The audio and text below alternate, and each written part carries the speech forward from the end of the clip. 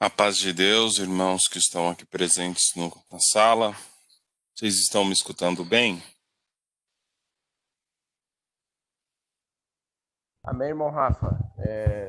Eu tô te escutando, você tá me ouvindo? Tô sim, tô te ouvindo, Fran. Muito A- bem, muito bem. Amém, irmão Rafa. Eu tô te ouvindo. O irmão tá me escutando? Tô te ouvindo, Fran Sérgio, tô te ouvindo bem. Deus abençoe. Então vamos começar. Nosso encontro semanal de perguntas, nosso café. A gente separou perguntas para a gente falar um pouco a respeito. Aí, vamos combinar um pouquinho antes, para na hora das perguntas não dar desencontro. Irmão Se Rafael, o vocês irmão tá me quiserem. ouvindo? Tô te ouvindo, Fran Sérgio. Tá me ouvindo?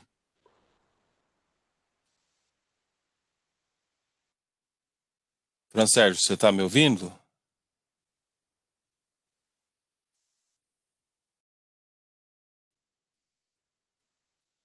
Acho que ele não tá me ouvindo. A Kátia falou que tá me ouvindo. Bom, deixa eu perguntar aqui. Deixa eu fazer o seguinte. A Kátia falou que tá me ouvindo. Então o som tá saindo. Tudo bem. Ô, Sérgio, deve ser alguma coisa na sua conexão que não tá deixando você me ouvir. Veja, o Everton também falou que tá ouvindo, então tá tudo bem. Então vamos fazer o seguinte: eu vou responder as perguntas, vou formular as perguntas, vou respondê-las. E aí, se vocês sentirem, se vocês quiserem, vocês podem complementar, vocês podem trazer outros pontos de vista que a gente não considerou na resposta, tá bom?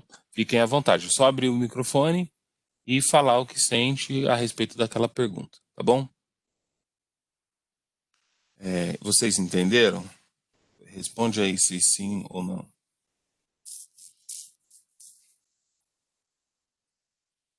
Tá bom, beleza. Vamos para a primeira pergunta. Deus foi cruel em não deixar Moisés entrar na terra prometida?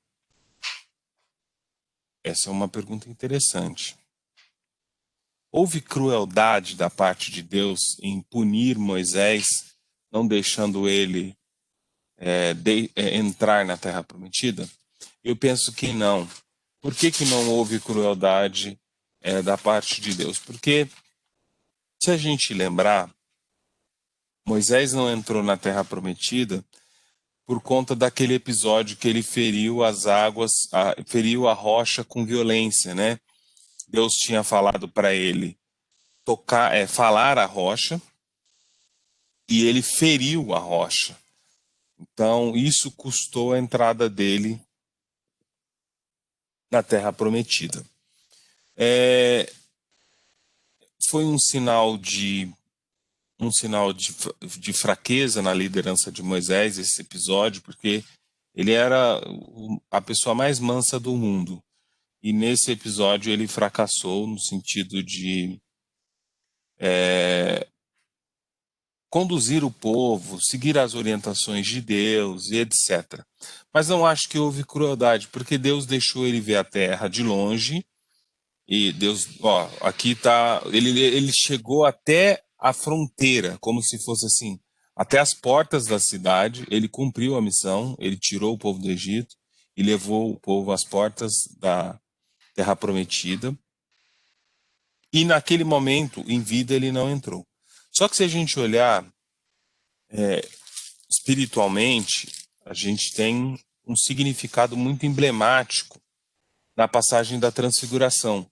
Por quê? Porque Moisés aparece em espírito, é Moisés de fato, e ali é a terra prometida, cumprindo a promessa que ele pisou na terra prometida. Então, é só um fato, né? Deus, a justiça de Deus, ela nunca é cruel. Ela não é cruel. Foi o resultado de um gesto de Moisés. Não foi algo que Deus provocou. Foi uma resposta a um ato impensado de Moisés.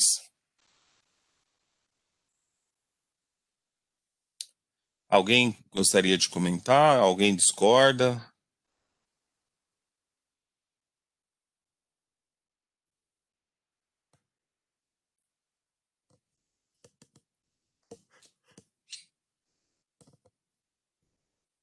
Então vamos para a segunda pergunta. A palavra na igreja é sempre revelada ou isso é um mito? Olha, a palavra é revelada, mas não da forma que muitos querem fazer a gente acreditar. Eu sou pregador também, eu posso falar com conhecimento de causa.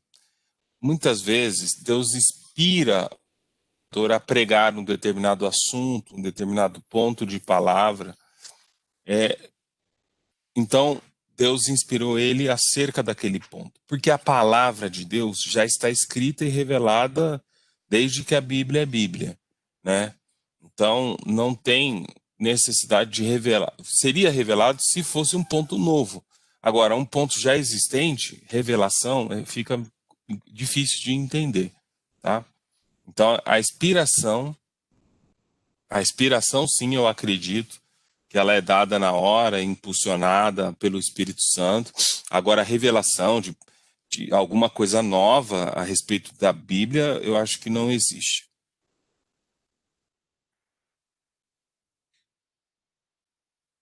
A que se deve a frieza na maioria das igrejas após a volta dos cultos presenciais? Eu também notei isso, mas eu tenho uma explicação.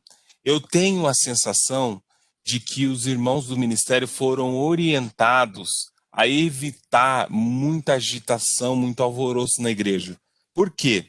Porque, pelo menos aqui na minha comum, o meu ancião, ele falou isso no primeiro culto que foi depois da pandemia. Ele falou: "Ó, irmãos, a gente vai ser um culto diferente, sem tanta visitação, um culto mais sereno, até pela precaução, né? Um culto de muito alvoroço, enfim." Eu também não entendi a relação do alvoroço com o coronavírus, mas os cultos estão sendo, até as pregações estão sendo mais serenas, mais pausadas. É por essa razão, tá? Eu acredito que tenha sido uma orientação do Braz. Só que é interessante, né? O culto online, que também era um culto durante a pandemia, não teve isso. A gente viu vários cultos online que houve a visitação. Então é uma coisa meio até esse contrassenso. Eu também não entendi.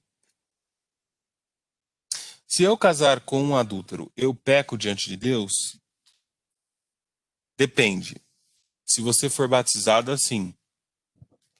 Quem casa com adulto, quem toma parte com a parte adúltera, adultera também. Se você não for batizada, não, tá? Depende do contexto aí. O que os irmãos têm de falar sobre o Papa Francisco autorizar o casamento homoafetivo?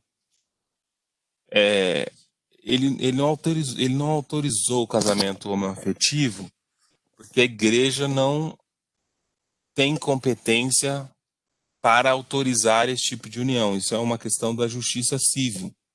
O que ele falou é que ele defende o direito das uniões homoafetivas, que essas pessoas têm o direito de serem felizes.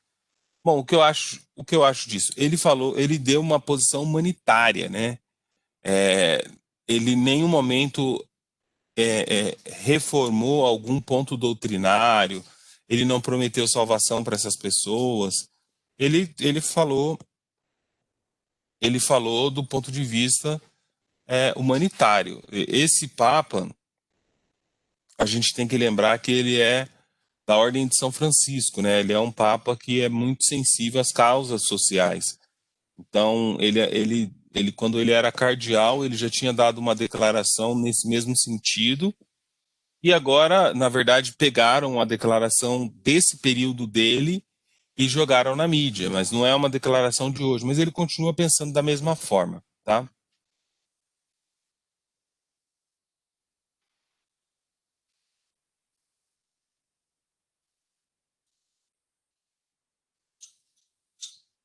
Pera aí, irmãos, deixa eu ler uma coisa aqui. Pera um pouquinho só.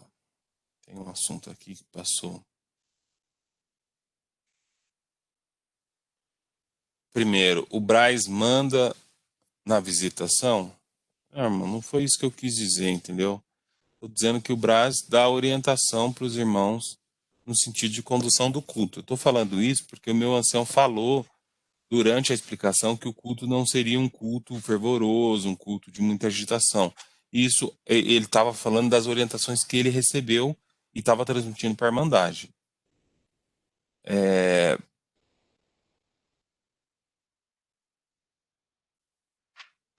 Toda pregação é baseada naquilo que o irmão possui de conhecimento sobre o assunto lido no momento. Sim, eu não acredito em pregações reveladas a irmão, sim, sabe? O irmão nunca leu Isaías 45 e Deus vai revelar para ele Isaías 45. Muito difícil, porque o pregador vai ficar inseguro de pregar alguma coisa que ele não leu, não domina o assunto. Tanto é verdade, isso que eu estou falando para os irmãos, que dificilmente você vai ler, você vai ver exortando na igreja Miqueias, Naum, Sofonias, é, Obadias, Filemon, Tito.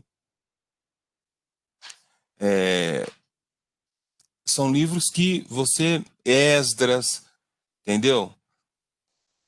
Naum, são livros que não são comuns. Não é todo mundo que lê esses livros. Por isso que você não vê nenhuma pregação desses livros.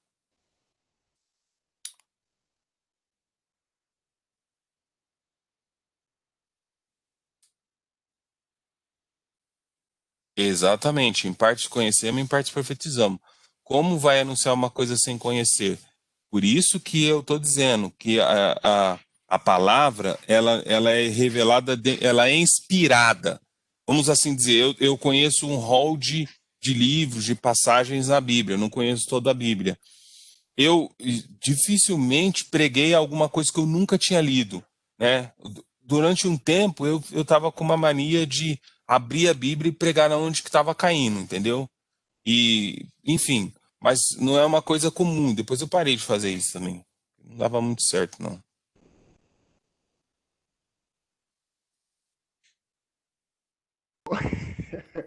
Ô, Rafa, explica melhor Oi. essa experiência sua aí, rapaz. Como é que é essa Não, sua experiência aí do. Eu já. E aí, essa experiência não deu muito certo, não, Rafa? não, vou contar o que que acontece. Eu atendo em duas clínicas de recuperação para adictos em drogas e bebidas, né? E eu atendo sozinho, ninguém vai lá. Agora que parece que vai, quando voltar, vai ter ajuda de alguns companheiros, mas normalmente eu ia sozinho. E aí eu tava naquele embalo de pregação, de, de, de palavra tal. Eu preguei todas as palavras que eu.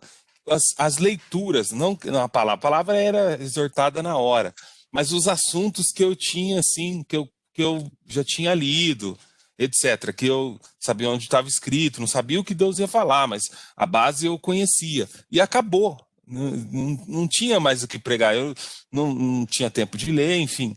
Eu falei, quer saber uma coisa? Na hora da palavra eu vou abrir aqui, vou pregar o que Deus me inspirar no momento, entendeu? Então foi assim. Mas é muito difícil pregar assim, tá louco, suava frio. Deus sempre inspirou, mas assim, eu imagino que os irmãos do ministério também tenham essas chamadas zonas de conforto, entendeu? Eu nunca li Miqueias. Vou pregar para uma igreja de 600 pessoas, nem sei o que está escrito.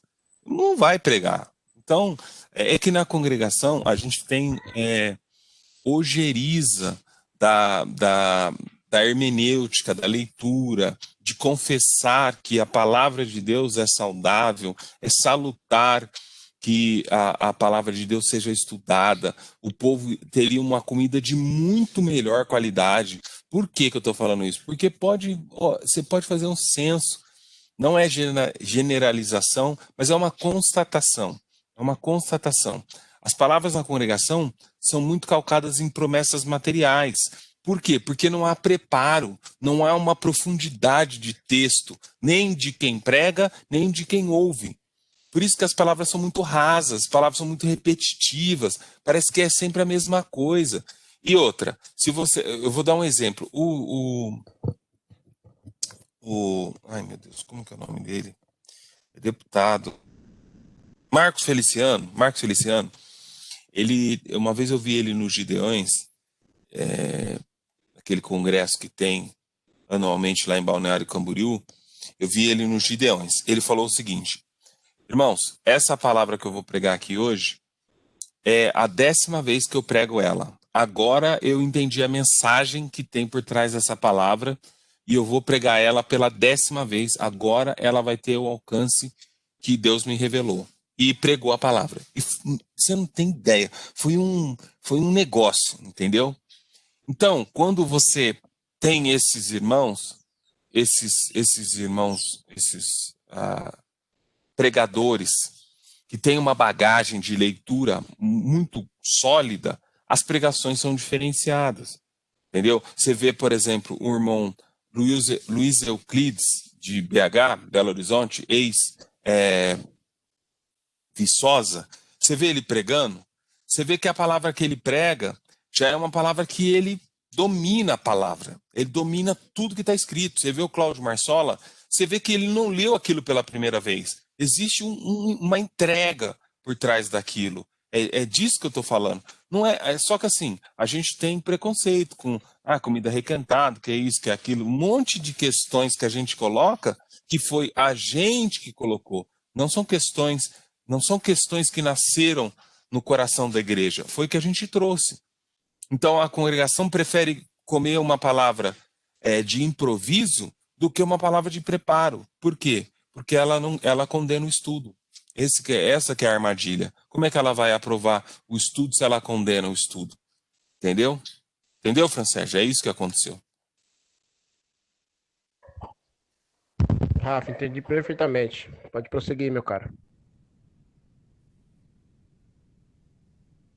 Aí o Francérgio mesmo comentou: toda a pregação dos apóstolos não vejo revelação. Pelo Espírito Santo dada autoridade. É isso aí. Só um pecado é o de morte, os outros são pecados. Só há um pecado que é de morte. O irmão Ângelo falando. Os outros são pecados apenas. Na verdade, assim, todo pecado gera morte quando você morre nele. Certinho. Perfeito aqui. Porque é o seguinte, amados. O pecado que é mortal é a blasfêmia contra o Espírito Santo. Esse não tem perdão nem nesse, nem no próximo século. Agora, todos os outros pecados, mentir, roubar, adulterar, matar, fornicar, enfim, toda sorte de pecados, que são pecados que podem ser perdoados, eles podem ser perdoados mediante um arrependimento. O que eu quero dizer? Se a vida inteira a pessoa passou mentindo, ela não se arrependeu. Portanto, aquele pecado de mentira, para aquela pessoa, é um pecado de morte, porque os mentirosos ficarão de fora. Entendeu? Se o pecado que você está cometendo não produz em ti frutos de arrependimento, você não consegue ser perdoado. E aí aquele pecado gera a morte. Essa aqui é a grande questão. Entendeu? Deixa eu ver aqui.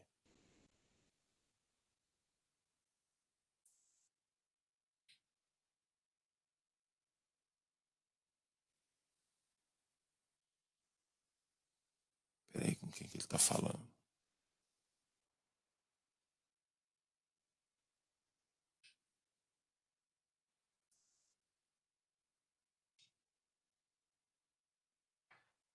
É a discussão aqui sobre o contexto da pregação da congregação.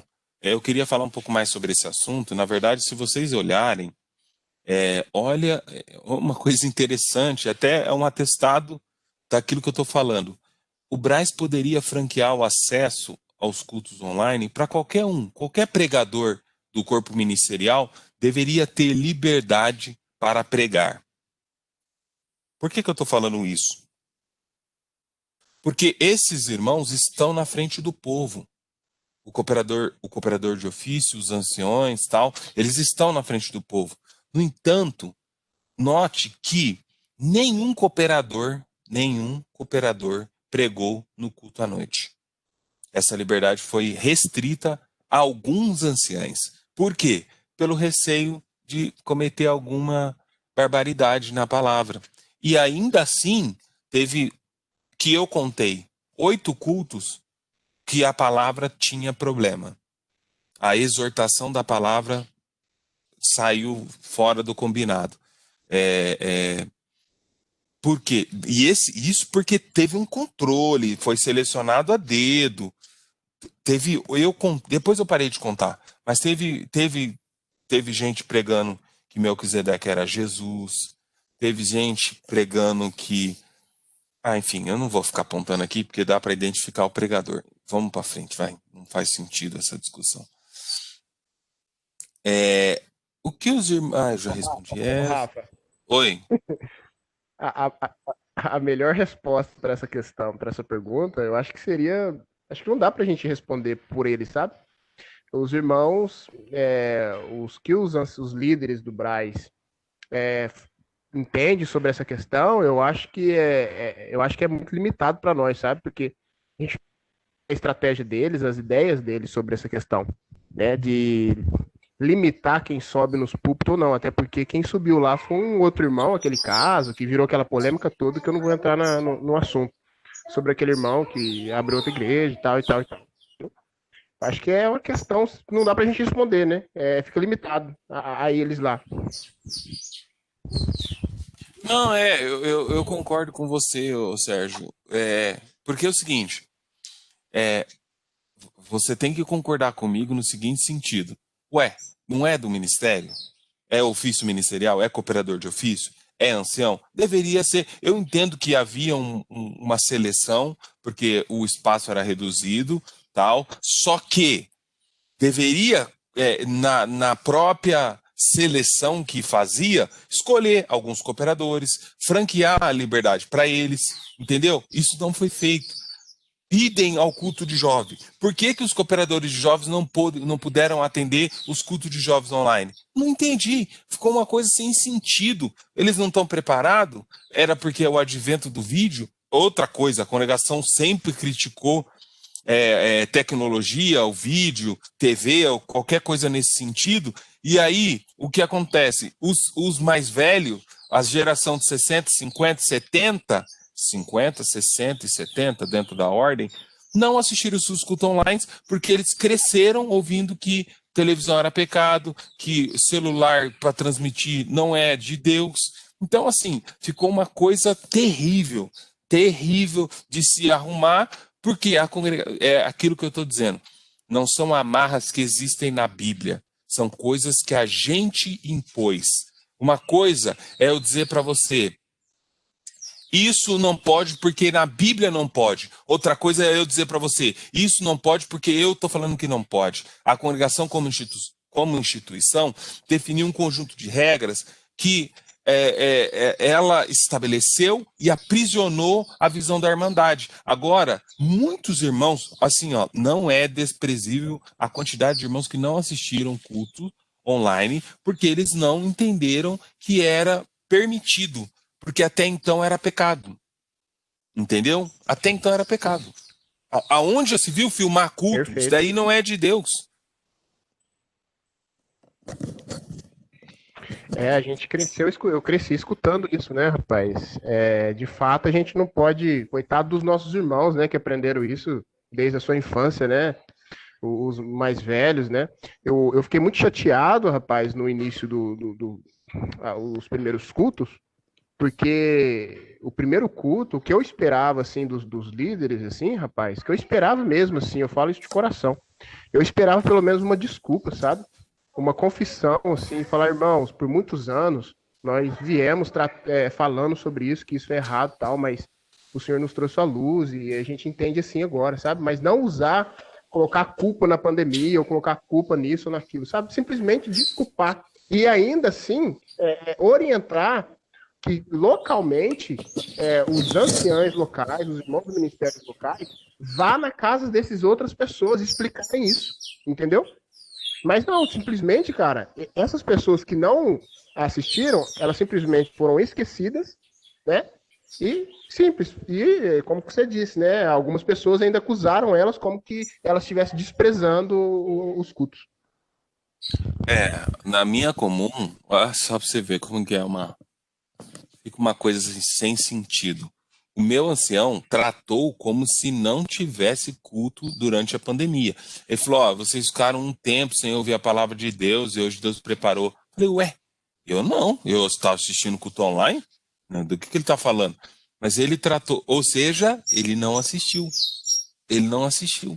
Você está entendendo o que eu estou falando? Vamos seguir aqui. Por que denominações evangélicas... Foi, né? Exatamente. Por que denominações evangélicas têm maior domínio em países do terceiro mundo? A mensagem de Cristo tem um eco maior entre os pobres. Isso está na Bíblia, né? Dos pobres é o reino de Deus. Até a mensagem de Jesus foi dirigida aos pobres. Então, quando você tem necessidade, né? Você precisa se agarrar em alguma coisa. Você precisa ter esperança de um futuro melhor. E aí a mensagem de Cristo tem muito mais dificuldade num país em que não falta nada, que não falta segurança, que não falta saúde, que não falta educação, que o emprego é bom, a renda é alta. Então, para que você vai procurar Deus? Não está te faltando nada. O ser humano é impulsionado por necessidades, entendeu?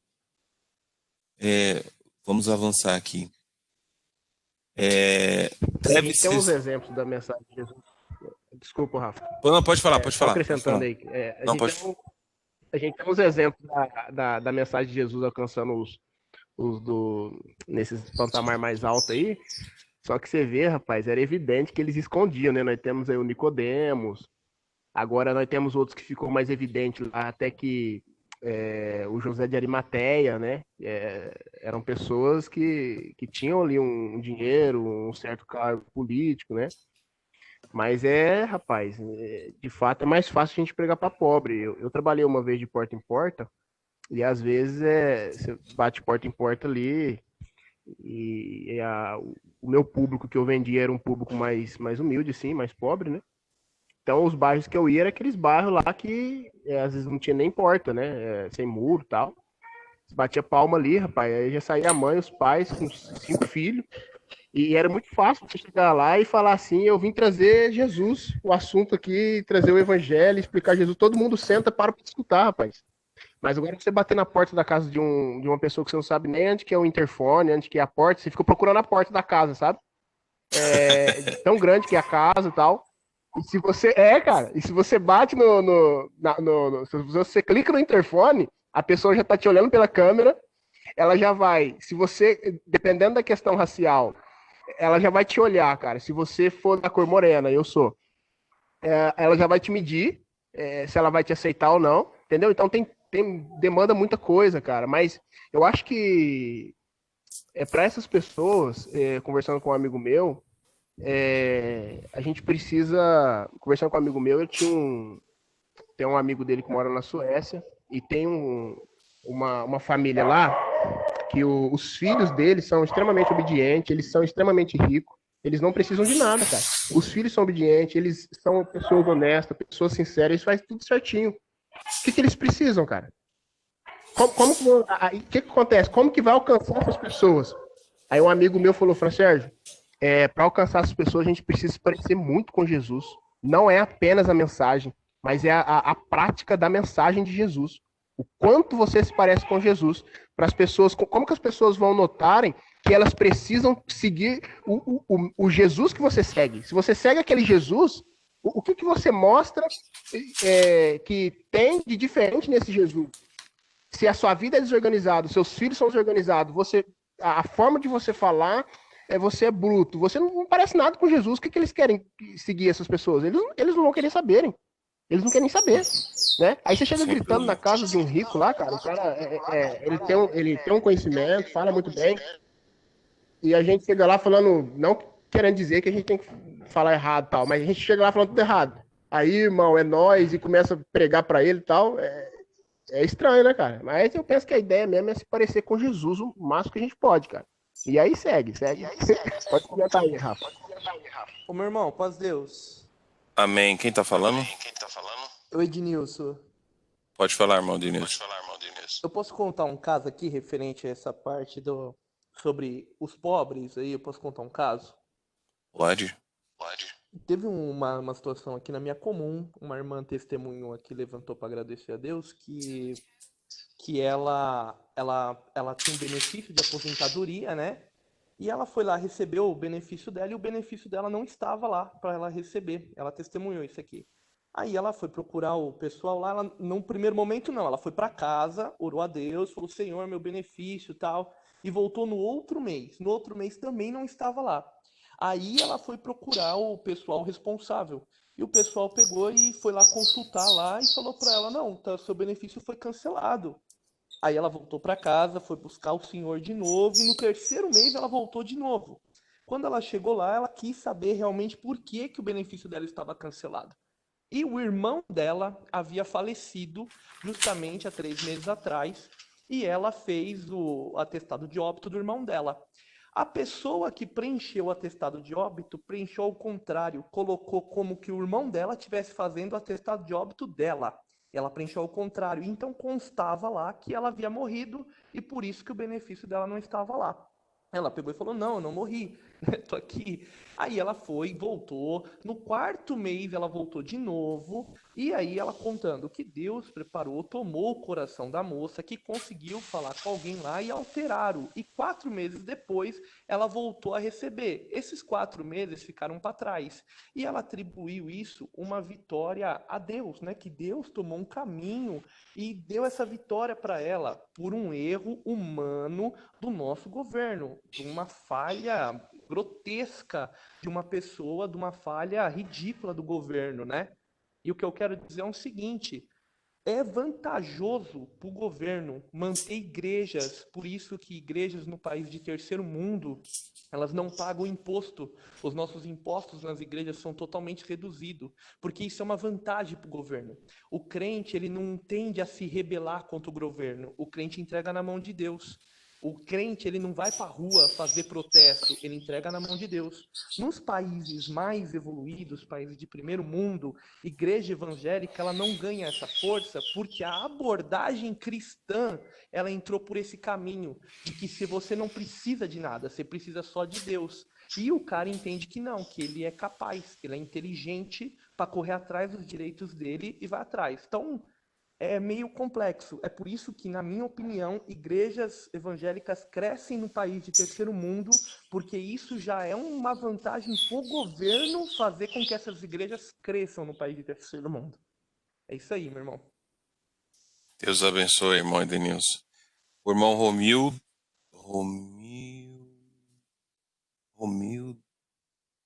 Romildão Assis. Discordo. Metade da população dos Estados Unidos são evangélicos.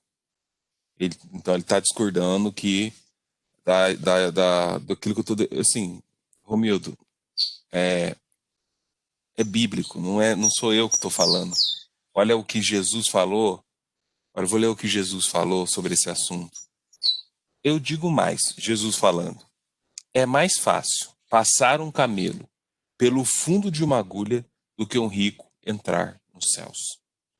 Mateus 19, 24. Então, isso é questão não é uma questão que eu estou puxando sardinha, nem nada. E outra, metade dos Estados Unidos não são ricos. Uma coisa é você comparar o pobre lá com o pobre aqui, mas essa metade da população dos Estados Unidos não são pessoas ricas. A maioria da... Quer ver? Eu vou até pesquisar aqui agora. Espera aí um pouquinho. Classe operária nos Estados Unidos.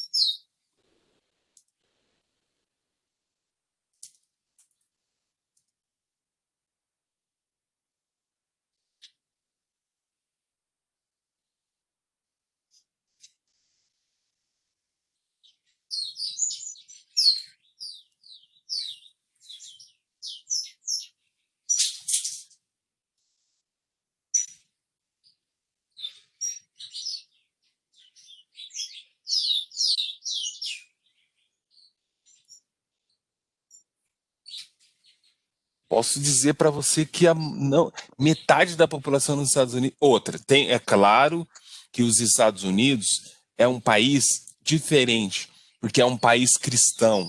Ele veio de uma... Quando a Inglaterra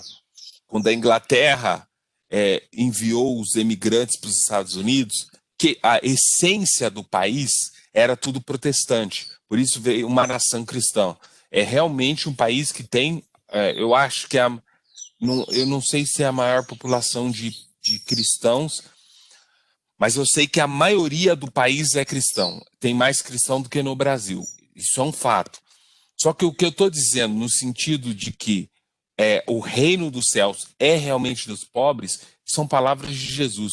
Não sou eu que estou dizendo. Deixa eu achar aqui agora as perguntas.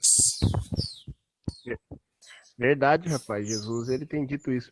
O que eu acho fantástico, sabe, sobre o evangelho é naquelas cidades, naqueles países igual a China, a Coreia, isso. Na China, por incrível que pareça, eu já vi um vídeo, sabe? Por ser países comunistas, coisa toda aí. Cara, é capaz de ter mais cristão em lugares que nós temos liberdade para exercer nossa fé do cristianismo.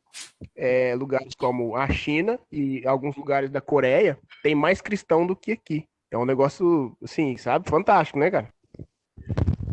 Eu fui para a China em janeiro agora, janeiro último. Fui lá, eu fiquei lá do dia 2 até o dia 9.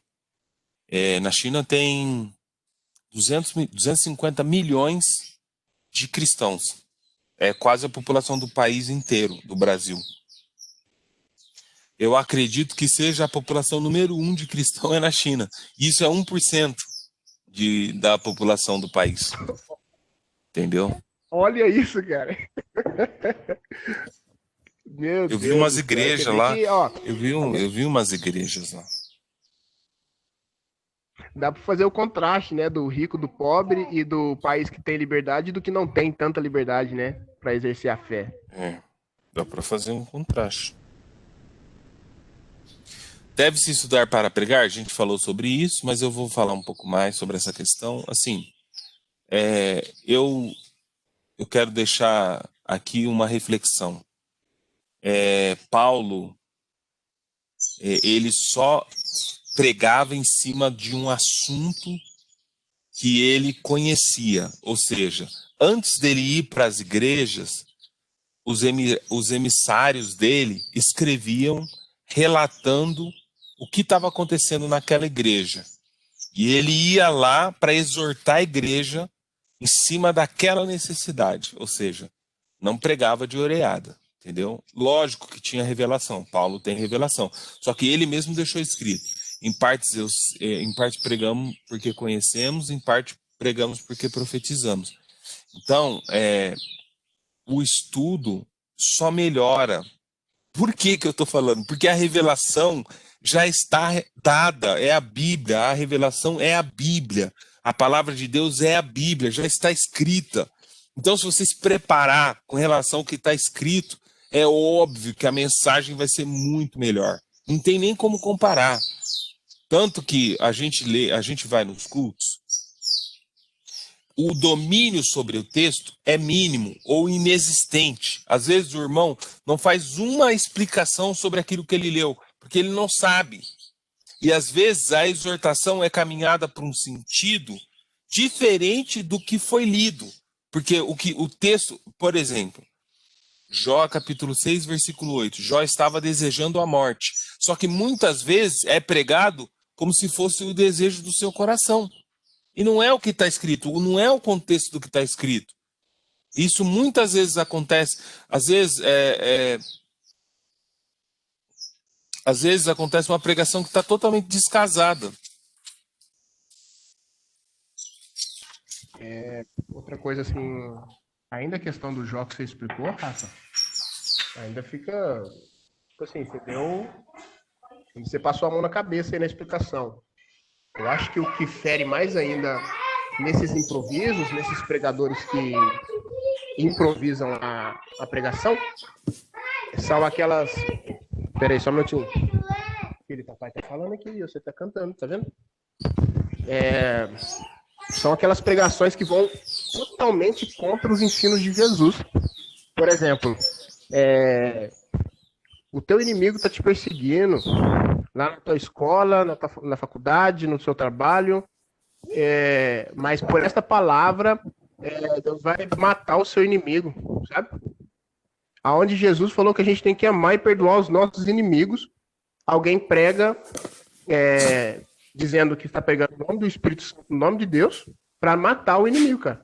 Aonde Jesus fala pra gente dar outra face, a gente tem que matar o inimigo. É muito estranho isso, cara. São essas coisas e outras que criam pessoas doentes, né? E o ensino de Jesus, ele é tão leve, suave e simples. E quando a gente fala isso, as pessoas acham que a gente está querendo complexar as coisas, sabe? E não é isso, né? A gente quer simplificar as coisas como Jesus estava tentando simplificar. Isso mesmo. São o risco de se ter pregações de improviso é pregações desconexas com a realidade do ensino de Jesus. Pregação que não carrega nenhum traço de amor ao próximo, de redenção e de regeneração. A gente acaba dando voz a sentimentos facciosos, por exemplo, a brotar o sentimento da igreja de vingança por sangue. Então, alguém que está me perseguindo, às vezes eu que causei essa perseguição, eu que despertei essa perseguição, e eu busco a morte daquela pessoa. Ou eu me alegro em ouvir que aquela pessoa vai morrer. Complicado demais. Rafa, Oi, posso fazer um pode falar. comentário? É o Everton aqui. Pode falar, Everton. E muitos também, às vezes, olham para o Velho Testamento e entendem que o nosso Deus é aquele Deus de olho por olho, dente por dente, né? E, na verdade, não é bem isso, né? É aquilo que você sempre vem falando, né, nos Café com Bíblia, a falta de leitura bíblica. Porque aquele que leu a Bíblia, ele sabe que o Deus lá do Antigo Testamento, que é o mesmo Deus de hoje, é o de eternamente, foi o Deus que disse assim para o povo que estava totalmente adorando outros deuses, pecando, disse assim, olha, vocês estão condenados, vocês vão sofrer, vocês vão morrer, mas se vocês se arrependerem dos vossos pecados, né, eu volto atrás com o que eu falei, né, eu tenho misericórdia para dar. Isso no Velho Testamento. Então a gente entende que o nosso Deus, ele não é um Deus de fogo, né, que só quer devorar, só quer destruir, só quer matar, tá? Penso assim. E, inclusive, ouvi até uma palavra que tem irmãos que acham que o nosso Deus é um Deus Saddam Hussein, né? Que ele só quer matar, só quer destruir aquele que não obedecer, aquele que não seguir na linha. Você não pode errar um milésimo que Deus vai te matar, vai te destruir. Não é bem assim, né? Nosso Deus é, sim, um fogo devorador, né? Mas também ele é muito amor, né? E a palavra dele está baseada no amor, né? Deus quer salvar. Né? Por isso que ele mandou o teu próprio filho para perdoar os pecados da humanidade e dar o privilégio para a humanidade um dia, se for fiel, né? Eles dão um reino nos céus. Muito bem, é isso mesmo. Eu concordo com tudo que você falou, Everton.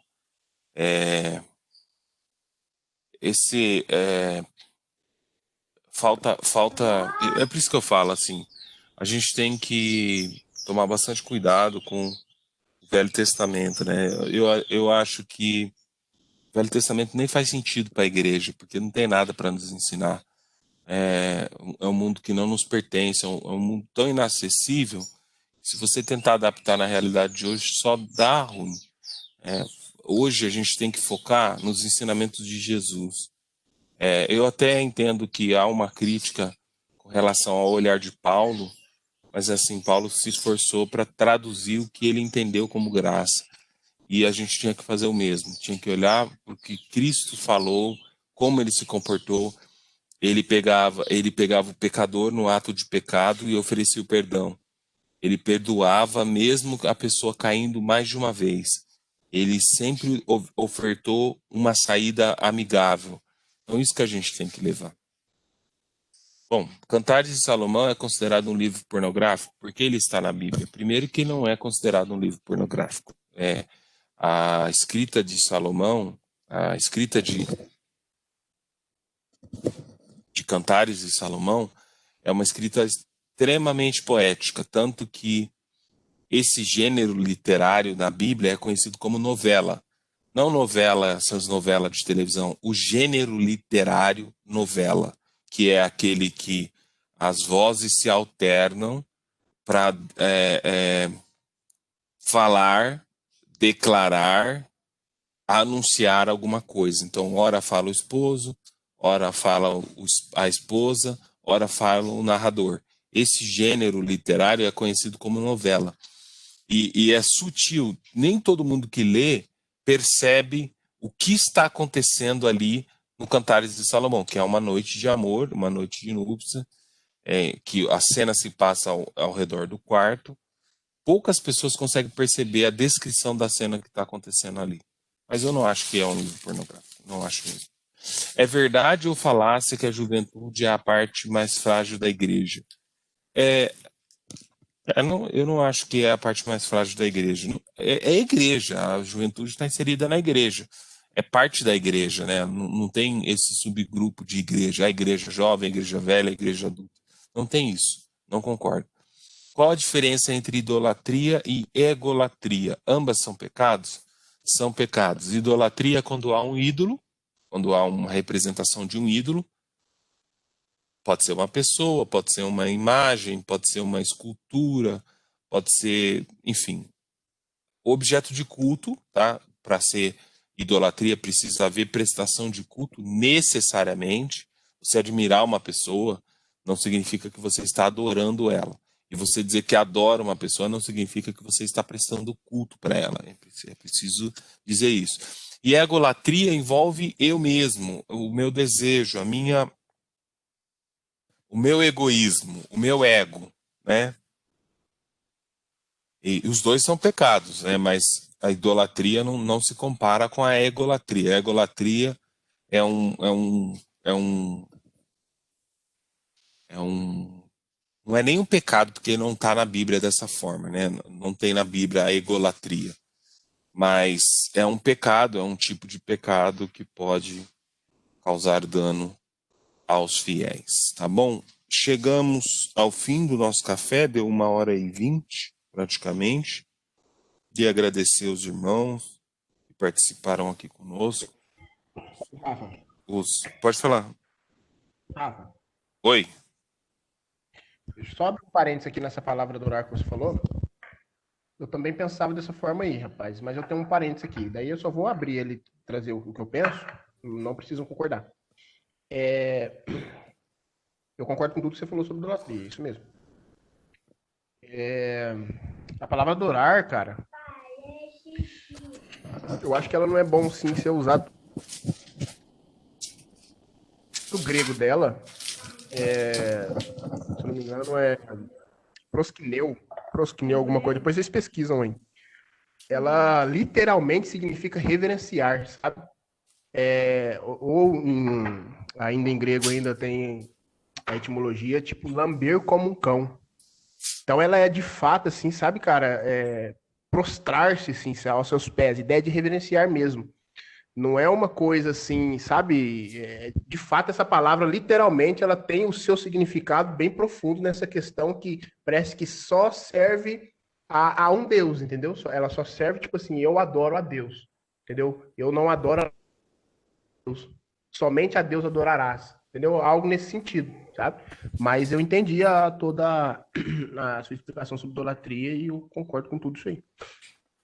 Então, mas ok, entendi, faz sentido. É sim o mesmo sentido da palavra no grego, mas para se configurar a idolatria precisa haver a prestação do culto, tá? Precisa, senão não se porque assim, ó, vamos olhar dentro da Bíblia aonde ocorre essa palavra e qual é o contexto que ocorre. Sempre que ocorre essa palavra, existe o contexto da adoração. Por isso que eu estou dizendo que ele precisa acompanhar. Eu adoro ir no shopping. Não, você não está adorando ir ao shopping, o gesto de ir ao shopping. Não, você está dizendo que você gosta muito. A palavra adorar, em português, não tem o mesmo significado da palavra adorar no grego. Por quê? Porque adorar em português significa, o significado popular é alguma coisa que você gosta muito de fazer. Não tem nada a ver com adoração. Então isso precisa. Não tem como você adorar sem intenção, tá? Portanto, se você, eu adoro ir na igreja. Ah, é um pecado. Não, não há adoração. Assim, se a gente pegar a semântica das palavras da Bíblia, a gente vai ver que tem muita diferença no português. Por isso que a gente não pode levar o pé da letra. Mas eu entendi o seu ponto. Tá bom, meus queridos? Deus abençoe a todos os irmãos que participaram do café nessa sexta-feira. Na sexta-feira que vem, se Deus abençoar todas as coisas e preparar outra oportunidade, nós faremos mais um encontro de um bate-papo. Deus abençoe o Everton, o irmão Edenilson, o irmão Sérgio, que participaram enriquecendo o debate com os seus pontos de vista, foram muito importantes, faz muita diferença, e sexta-feira eu espero todos vocês aqui, tá bom? Fiquem com Deus, tenham um ótimo final de semana, paz Deus.